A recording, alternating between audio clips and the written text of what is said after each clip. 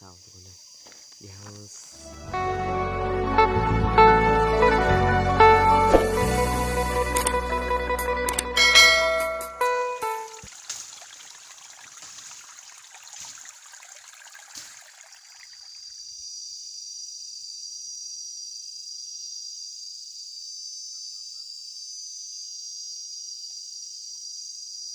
สวัสดีพ่อแม่พี่น้องยินดีต้อนรับเข้าสู่2,000ปุ้ยคนนากินคือเก่าทุกคนเลย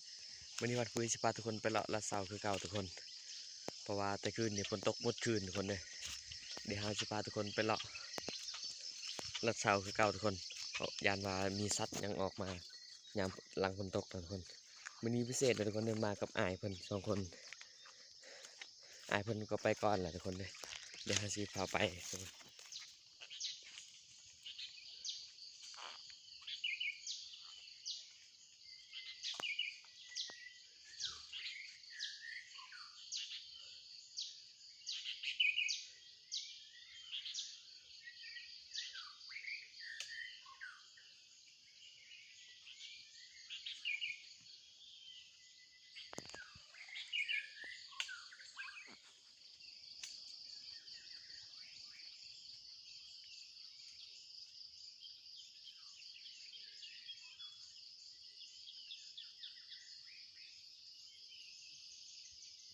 อ้ายเพิ่นก็ได้ไปก่อนแล้วทุกคนเลยเดี๋ยวจะพาอ้ายเพิ่นไปลองปืนครับหรือว่าเพิ่นหักซื้อมาใหม่ปืนหรือภาษาลาวจะเอิ้นว่าปืนยิงมากระทุนนะหรือภาษาไทยจะเอิ้นว่าปืนยิงหนังสติ๊กทุกคนเลยสิพาเพิ่นไปลองเบิ่งว่าจะถือหรือว่าพาเพิ่นไปยิงนกกินบักไห่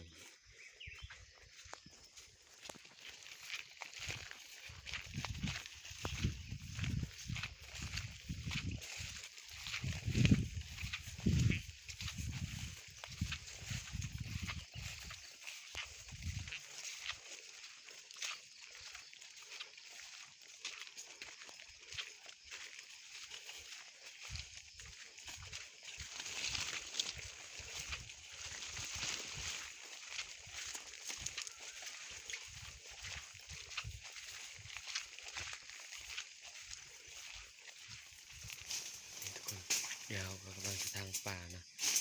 แต่ทางไปตัวนั้นว่าทางมันหกเลยทุกคนเลยว่าจะได้ทางไปแล้วคนเพราะว่ามันบ่มีใครเคยไปเพราะว่ามันจะเป็นกงไม้อยู่นะทุกคนจะทำการทางป่าทางกันครับ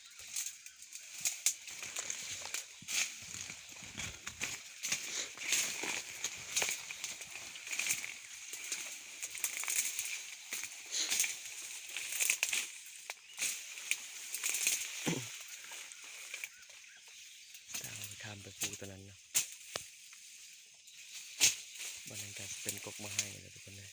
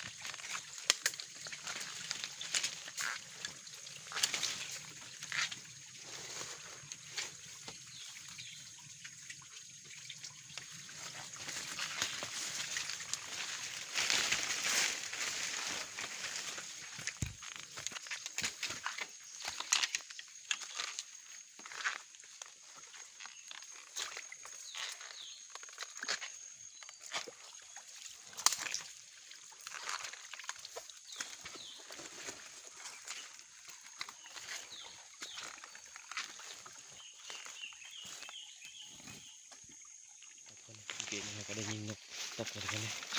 เดี๋ยวจะพาทุกคนไปเก็บกันทุกคนมันตันหัวเป็นแบบนี้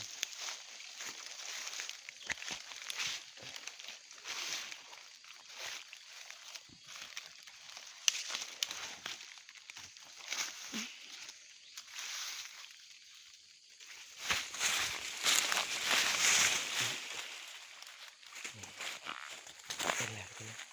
เป็นนกเป่าทุกคนนี่แล้วนี่ กคนนะมานแล้วรับเช้า1 แต้มจัดแล้วทุกคนนะมานมะเปามันกินมังไห่นะทุกคนเดี๋ยวสิยังเผาต่อแบบมันสิเข้าตื่มเลยทุกคนนะทีนี้ก็จัดแล้ว1 แต้มนี่ทุกคนนะเขาก็มาฮอดเป็นกกไห่เลยทุกคนนะวันนาชีทำการยิงนกกันนนนี่กกไห่ต่ำเลยทุกคนนะประมาณ10 เมตรนี่พอดียิงเลยทุกคนนะ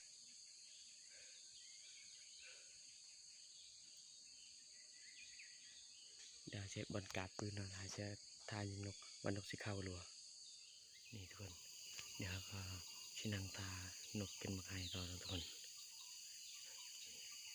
บอลกาดปืนนอนเสร็จเรียบร้อยแล้วทุกคนนะเดี๋ยวจะนั่งเผานกมันสิเข้าตื่มนะทุกคนเพราะเมื่อกี้เนี่ยก็ได้ยิงนกเผาตอนกามาได้ตัวหนึ่งเลยเดี๋ยวจะนั่งทาตื่มว่ามันสิเข้าตื่มนะทุกคนนะมาเบิ่งกันเลยว่าสิมันหรือประมาณ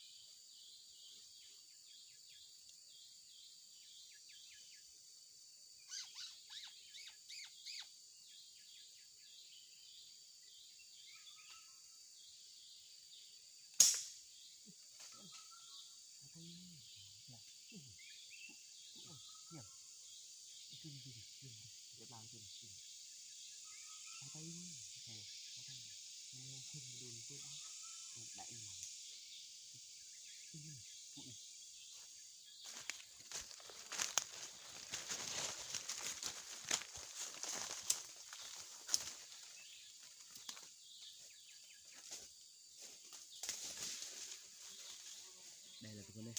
จะเล่น1 แต้มเลยทุกคน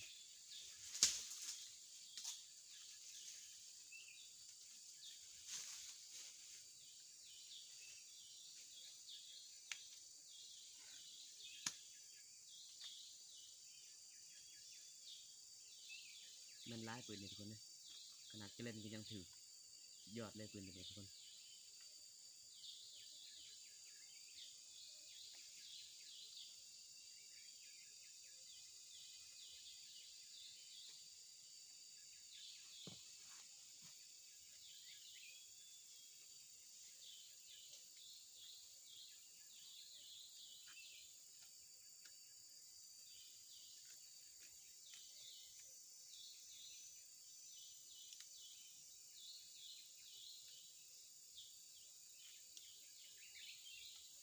เริ่มกัน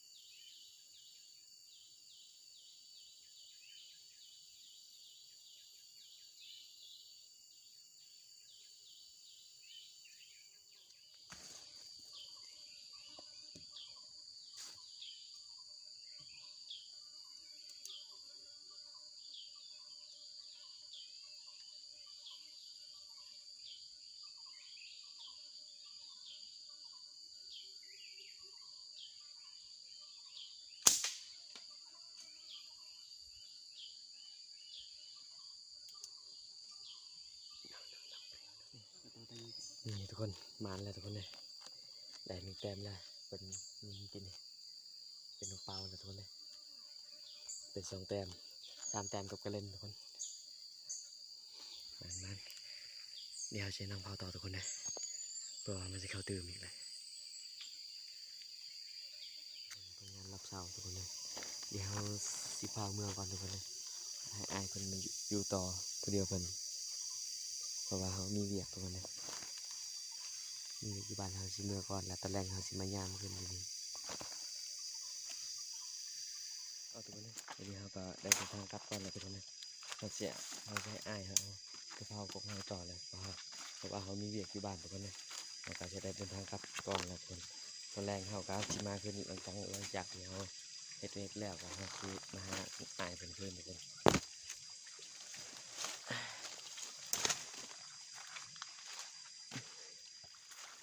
กบให้ก็บริทางจากบ้านปานใดทุกคนประมาณ3 ลักขี่รถมาหอดเลยโอ้ย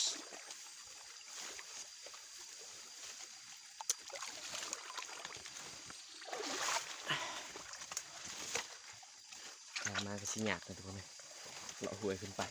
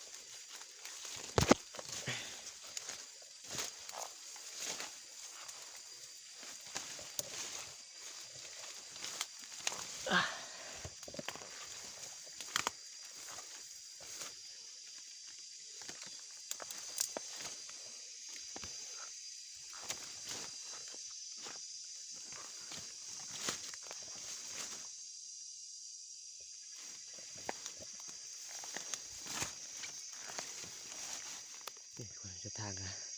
ยากกันนี่6เลยทุกคนเลยทางเพราะว่าเป็นไฮเก่าเขาต้นไม้หักขึ้นใหม่มัน6เลยทุกคนเลยส่วนบางกาสิเป็นกลมไฮตัวเขายิงกี่นี่นะทุกคนบางนั้นแหละกลมไฮเขาหักขึ้นได้ครึ่งทางเมื่อเลยบนขึ้นภูเนี่ยสิอุ้ยมันต่อทุกคน